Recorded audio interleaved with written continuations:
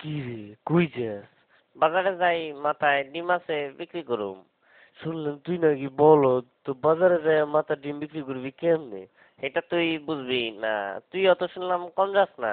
আচ্ছা পারলে কত দেখি আমার মাথায় কি আছে, যদি কইতে পারস তো এখান থেকে তোরে আমি 2টা ডিম দেবো। তোর মাথায় আমার মাথা দিয়ে চুলকায়। আচ্ছা কইতাছে একটু সহজ করে দে। আমার মাথায় যা আছে এটার গায়ের রং সাদা, আর ভাঙলে কুসুম লাল হইতে পারে আবার হলুদ হইতে পারে, আর কম না কইলে বুঝে লবি। বুঝে গেছি, তোর মাথায় লেম্বু। তুই আসলে একটা বলদ।